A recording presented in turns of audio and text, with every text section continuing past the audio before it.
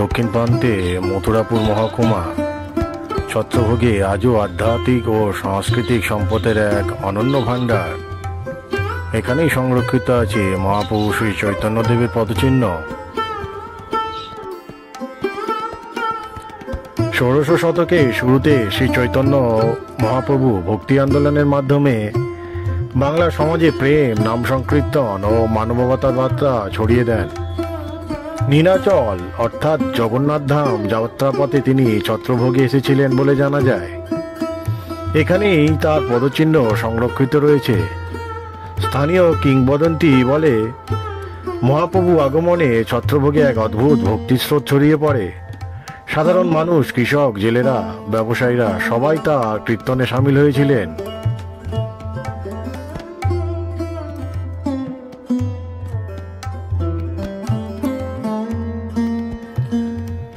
মন্দিরে সংরক্ষিত এই পদচিহ্নটি দেখে মনে হলো এটি কেবল একখণ্ড পাথর নয়, বরং ভক্তি ইতিহাসের অমূল্য দলিল।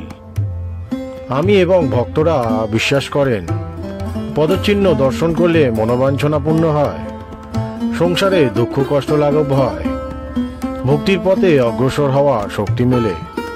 প্রতি বছর গৌর পূর্ণিমা উপলক্ষে এখানে বড় মেলা বসে।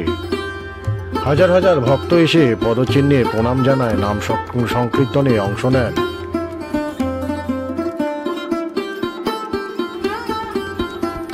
কলকাতা থেকে দীর্ঘ যাত্রার পর ছত্রভোগে এসে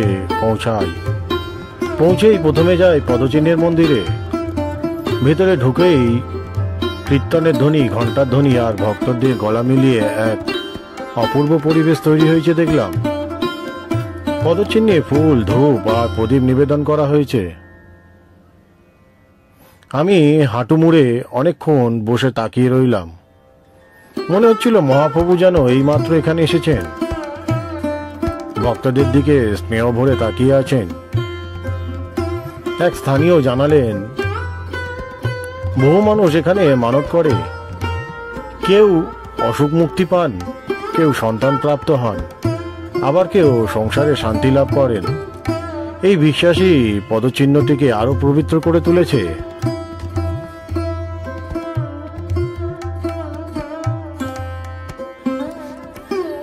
বাংলা আধ্যাত্মিক সংস্কৃতি কেবল শাস্ত্রীয় ভক্তি নয়, লোকবিশ্বাসের সঙ্গেও গভীরভাবে যুক্ত।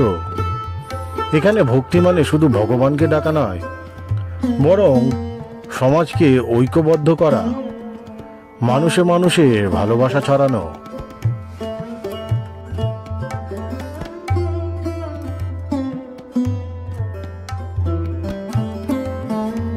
কেউ যদি বাংলার ভক্তি আন্দোলনের জীবন্ত নিদর্শন অনুভব করতে চান, তবে একবার ছত্রভোগে আসতেই হবে। এখানে পদচিহ্নে প্রণাম করলে মনে হয় ইতিহাস, ভক্তি আর মানবতা চিরন্তন বার্তা এক সূত্রে মিলেছে।